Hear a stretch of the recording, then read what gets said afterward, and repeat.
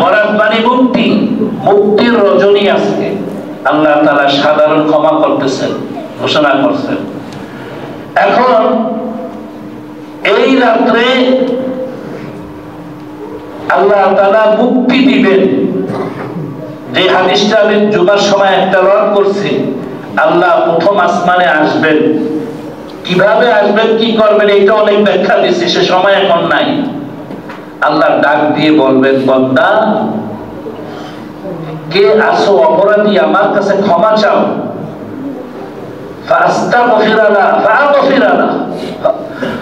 তুমি আমার কাছে ক্ষমা চাও, আমি তোমাকে ক্ষমা করে দেওয়ার জন্য আগে আসছি। আমি তোমাকে ক্ষমা করার জন্য আজকে রহমতের 100টা দরজা খুলে দিচ্ছি। আমার কাছে ক্ষমা চাও, আমি ক্ষমা করে দিব। কে অভাবে আছো, রিজিকের কষ্টে আছো, আমার কাছে চাও রিজিক, আমি তোমাকে রিজিক দিব। কে অসুস্থ আছো, বিমারি আছো, আমার কাছে শেফা চাও, আমি শেফা দেওয়ার জন্য আজকে বিশেষ দরবার খুলে বসে রয়েছি। আলা কাযা আলা কাযা হাত্তা ইয়াতলু আল ফজর। আল্লাহ রাসূল বলেন, আল্লাহ এরকম বলতেই থাকবেন, বলতেই থাকবেন, হাত্তা ইয়াতলু আল ফজর, ফজরের ওয়াক্ত হওয়া পর্যন্ত। এই জন্য এই ইবাদতটা আমরা দেখেন, মুনাজাত শব্দের অর্থ কি জানেন? গোপনে কথা বলা।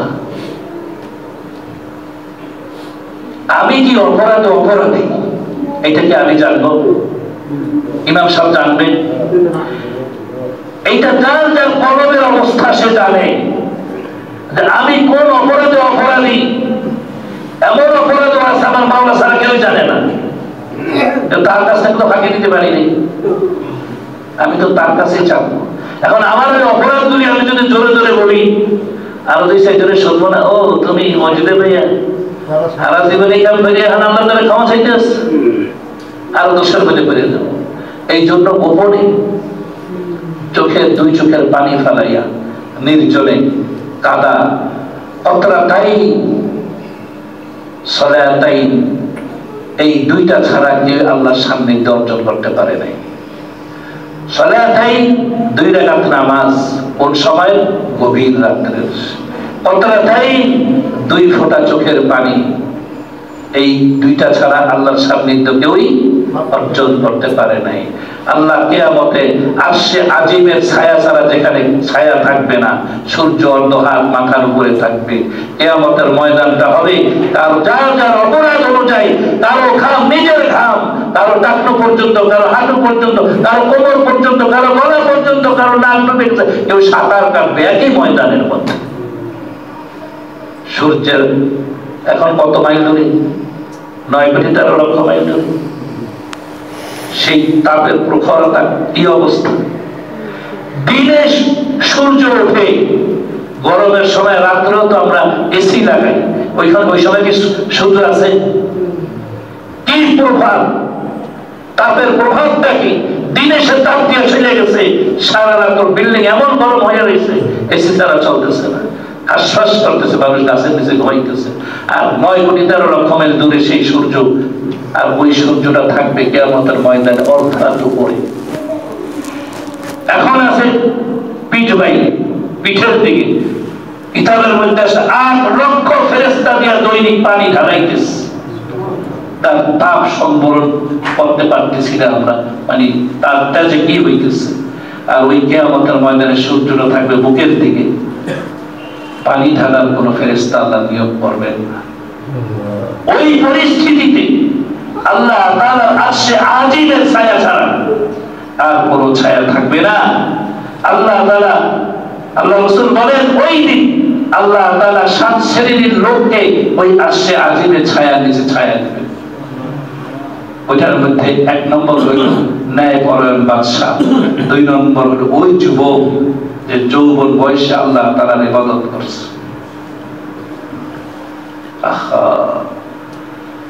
3 নম্বরে আছে যে নির্জনে বসে আল্লাহর ভয়ে, জাহান্নামের ভয়ে 2 চোখের পানি ছেড়ে দিয়েছে।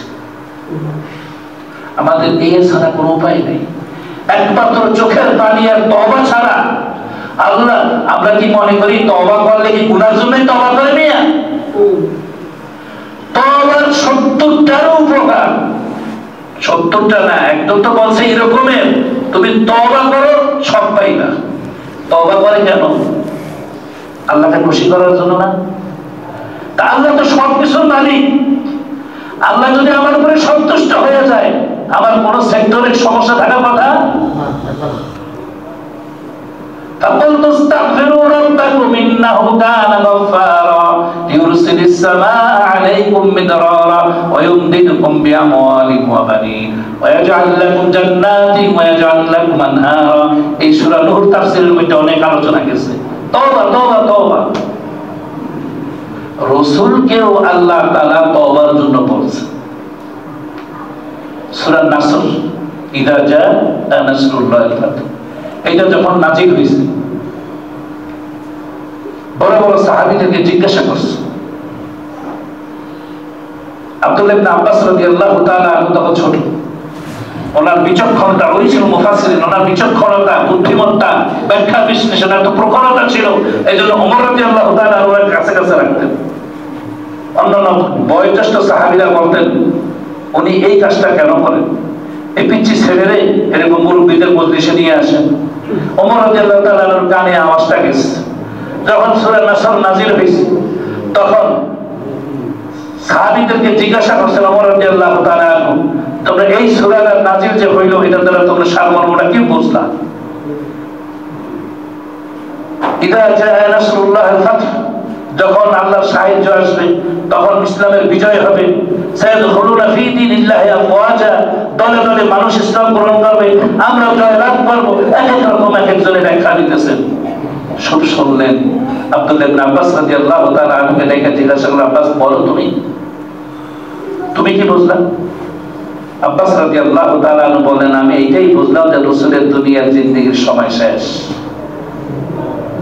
ইসলামের যখন বিজয় হবে, রাসূলকে তো ইসলামের জন্যই দেওয়া হয়েছে, এখন ইসলাম পরিপূর্ণ হয়ে যাইতেছে, রাসূলের সময়, দুনিয়ার হায়াতে জিন্দেগীর সময় শেষ। রাসূলকে বলছেন, কি বলছেন? কানা তাওয়া ফাসাল্লি লিরাব্বিকা, না,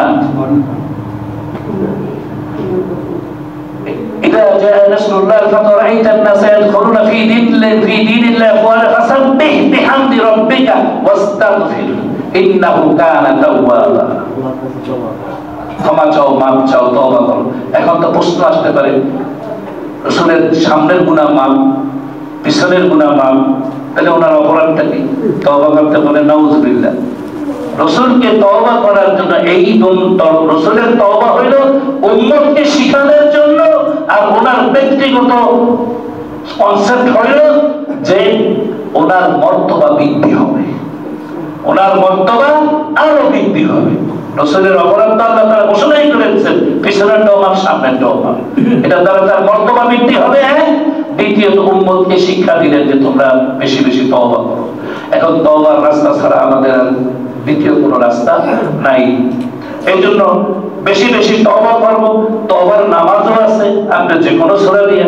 তবে একটা খাতা রাখবেন, আমাদের সমাজে অনেক কিছু কুসংস্কার প্রচলিত আছে, যেমন শবে বরাতের নামাজ কি হুজুর, পয়লা রাত নামাজ কি সূরা দিয়ে পড়ে, মুকসিদুল মুহাসিনে ওইটা পেয়েছে, এইটা পেয়েছে, হাঙ্কি বাঙ্কি। এখন আর সেই দিন নাই। ইসলাম গবেষণার দ্বারা ইসলামের মাধ্যমে অনেক পরিষ্কার হয়ে গেছে। এই শবে কদরেরও কোনো নির্দিষ্ট নামাজ নাই, শবে বরাতেরও কোনো নির্দিষ্ট নামাজ নাই। এতবার শবে কদর 12 রাকাত নামাজ, লাইলাতুল বরাতের 2 রাকাত নিয়াজ করলেন, এই এক আলাদা এত কুল আল্লাহু ওয়া অনেক কিছু আছে না, এগুলি নাই। আপনি নফল নামাজ পড়েন, যে কোনো সূরা দিয়ে যেভাবে পড়েন পড়েন। এই রাতটাকে ইবাদতের মাধ্যমে কাটাইতে হবে, এইরকম কথা। আপনি কিছুক্ষণ নফল নামাজ পড়তে পারেন, তাহাজ্জুদের নামাজগুলি পড়তে পারেন, আপনি কোরআন তেলাওয়াত করতে পারেন, জিকির আজকার করতে পারেন, কিছুক্ষণ আল্লাহর কাছে দোয়া করতে পারেন। এরপরে আপনি কাজা নামাজ আদায় করতে পারেন। আবার নফল নামাজের মধ্যে সালাতুল তাসবিহ একটা নামাজ আছে না, এটা কিতাবের মধ্যে আসছে। আব্বাস রাদিয়াল্লাহু তাআলা রাসূলের আপন চাচা, আল্লাহ রাসূল বলেন না, চাচা আপনাকে কি আমি এমন একটা জিনিস শিখাইব যেটার দ্বারা নতুন পুরাতন বড় ছোট সমস্ত অপরাধকে আল্লাহ মাফ করে দিবেন? মানে ভাতিজা বলতেন না, চাচা তো অনেক বড় চাচা, তারপর নবীকে কখনো কি বলেন নাই ভাতিজা বলেন নাই। হে আল্লাহ রাসূল বলেন, কি সম্মানটা দিয়েছে। সুবহানাল্লাহ। আব্বাস রাদিয়াল্লাহু তাআলা একটা ঘটনা, উনি বাজার দিয়ে যাইতেছেন রাসূলের দরবারের সামনে দিয়ে, রাসূল তখন বলছেন মানে সাহাবীদেরকে নিয়ে কথা বলতেছেন, তো ওই বাজারের ব্যাগ নিয়ে আব্বাস রাদিয়াল্লাহু বয়স দুষ্ট, অনেক বয়স, ব্যাগ নিয়ে আসতেছেন রাসূলের দরবারে ঢুকবে, একটা পা দরজার ভিতরে দিয়েছেন, আরেকটা পা এখনো দরজার বাইরে। এই সময় রাসূল আওয়াজ দিলেন, যে যে অবস্থায় এসে বসে পড়ো।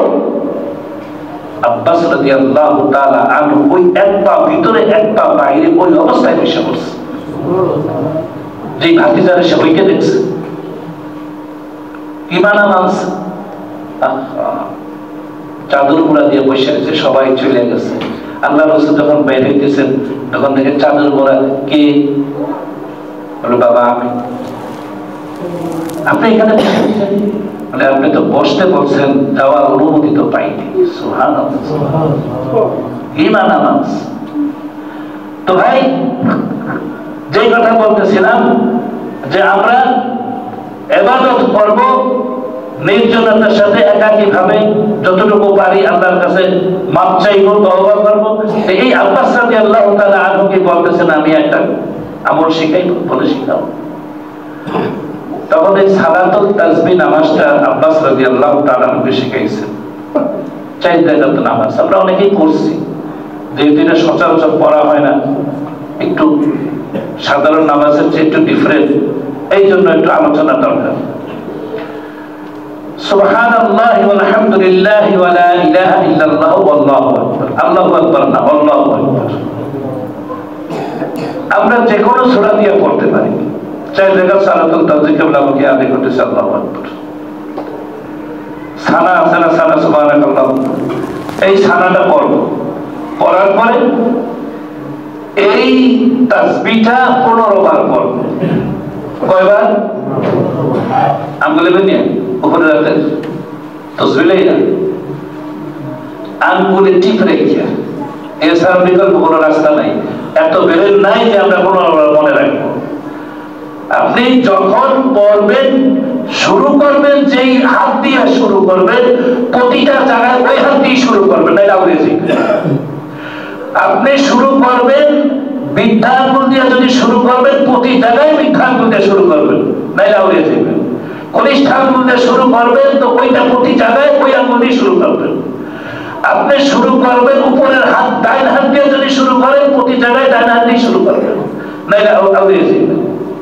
সুবহানাল্লাহ, আলহামদুলিল্লাহ, লা ইলাহা ইল্লাল্লাহু আল্লাহু আকবার। এই তাসবিহটা পড়ার পরে আপনি আউযু বিল্লাহি বিসমিল্লাহ বলে সূরা ফাতিহা পড়লেন, বিসমিল্লাহ বলে যে কোনো সূরা পড়লেন। এখন তো রুকুতে যাওয়ার কথা। এখন রুকুতে যাওয়ার আগে আপনি আবার এটাকে 10 বার পড়বেন, মানে রুকুতে যাওয়ার আগে। কয়বার হইল? রুকুর তাসবিহ পড়ার পরে রুকুতে যায়, রুকুর তাসবিহ পরে 10 বার। কয়বার? রুকু থেকে সোজা হয়ে সামি আল্লাহু লিমান হামিদা রব্বানা ওয়া লাকাল হামদ বইলা 10 বার। কয়বার হইল? এরপরে আল্লাহু আকবার বলে সিজদায় যায়, সিজদার তাসবিহ পড়ে 10 বার। আবার দুই সিজদা বসে, দুই সিজদার মাঝখানে 10 বার। আবার দ্বিতীয় সিজদায় যায় 10 বার, 75 বার। প্রতি রাকাতে এই তাসবিহটা 75 বার হবে। এরকম করে আপনি 4 রাকাত নামাজ পড়বেন। এখন যদি তাসবিহ পড়ার ভুলে কথা বলছেন, সাধারণত আমরা সূরা মিলেই আল্লাহু আকবার রুকুতে যাই, ঠিক না? এখন হাত ছেড়ে রুকুতে চলে গেছে, এটা বেজাল লেগে গেছে না? আবার নামাজ ছাড়িয়ে আবার এত কষ্ট করে শুরু করা। এটার মাসালা হইল যেই স্টেশনটা ছুটিয়ে গেছে পরের স্টেশনটা ওইটা পড়িয়ে নেন। মাসালা সহজ হয়েছে কিনা? কথা বুঝতে পারছি? নামাজ সূরা মিলানের পরে 10 বার পড়ার কথা, কিন্তু ফট করে রুকুতে চলে গেছে। এখন রুকুর 10 বার তো আছে, তাহলে এখানে কয়বার পড়বেন? ভাই এরকম ভাইকে মাসালা খুঁজে বলবে না কেউ, দুঃখ থাকবে না যদি কেউ আমল করতে পারেন। একজনও যদি আমল করেন আমি কামিয়াব। কথা বুঝে আসছে? তো এইরকম ভাবে 10 বার প্রতি রাকাতে কয়বার হবে? 75 বার, 4 রাকাতে 300, এই 300 বার। এখন মৌলিক কথা হইল এই নামাজটার এত ফজিলত কেন? আল্লাহ রাসূল বলেন, চাচা যদি ডেলি করেন ডেলি পড়েন, ডেলি না করলে সপ্তাহে পড়েন, সপ্তাহে না হইলে মাসে, মাসে না হইলে বছরের জীবনে একবার হইলেও পড়েন। পড়তে হবে না? পড়েন। পড়তে হইলে তো আবার ওয়াজিব ফরজ হয়ে যায়। নামাজের মধ্যে যে অ্যাটেনশন, একাগ্রতা, যেটাকে আরবি ভাষায় পরিভাষায় বলে খুশু এবং খুদু, বাহিরের স্থিরতা ভিতরের স্থিরতা। কারণ আমরা নামাজে খারাইনি তো দুনিয়ার হিসাব শুরু হয়ে গেছে, যেগুলি কোনোদিন মনে করে না নামাজের উপর ফট করে মনে করে। আবু হানিফা রাহমাতুল্লাহর কাছে আসছে এক লোক, আয়েশা বলতেছে, হুজুর আমার এই মূল্যবান সম্পদটাকে কোন জায়গায় রাখছি খুঁজে পাইতেছি না, কি করব, একটা মাসালা বাতাই দেন। এইটাও কোনো কথা? হুজুরে জানতো কেমনে? হুজুরকে গায়েব জানে যে অনেক কুটো গাও যায়। আবু হানিফা রাহমাতুল্লাহ আশ্চর্য ভাবে বলে, যা দুই রকম নামাজে দাঁড়ায় গেছে, দুই রকম নিয়ত করে নামাজে খারাপ, নামাজে খারাপ শয়তানি ধরে মনে করে দিবে। কথা বুঝেছে? তা আমরা নামাজ পড়তে গেলেও দুনিয়া যিনি কোনোদিন কল্পনা করি না ফট করে মনে আসছে। কিন্তু এই 15 বার 10 বার 75 বার হিসাব রাখতে অন্য কিছু যদি ঠেলাঠেলি করে তাহলে আপনার এখানে শেষ। যেহেতু আপনি আপ্রাণ চেষ্টা করতেছেন হিসাবটা ঠিক মতো রাখার জন্য, এই জন্য বাজে খেয়াল কি হইতেছে? সইলা যাইতেছে। আর এই জন্যই নামাজটা এত দামি হইতেছে। কথা বুঝে আসছে? তো আমরা এই যে রকমের ইবাদত পারি আমরা করব। আর যেহেতু আল্লাহ রাসূল এই রাতে জান্নাতুল বাকিতে যাইয়া, গোরস্থানে যাইয়া দোয়া করছেন, এইটাও হাদিস পাওয়া যায়। সেই হিসাবে কোন কোন উলামা একরাম বলেন যে এই রাতে সম্ভব হলে গোরস্থানে যাইয়াও জিয়ারত করা। তো যেখানে সেখানেই হয়, কিন্তু কবরের কাছে গেলে আমাদের ফায়দা, যে আমিও তো এই অন্ধকার রাতে একদিন এখানে ফাড়াইয়া রাখবে, কেউ খবর দিবে না, আমার নিজের ফায়দার জন্য আমি যাবো। আচ্ছা বলেন তো, রাসূল কি একলা গেছিলেন না দল বল লয়ে গেছিলেন? তা আমরা কি 5-7 জন একসাথে যাবো না একলা যাবো? একা একা না পরে বলো, সম্ভব হলে যাব। এবং নফল ইবাদতের অংশ হিসাবে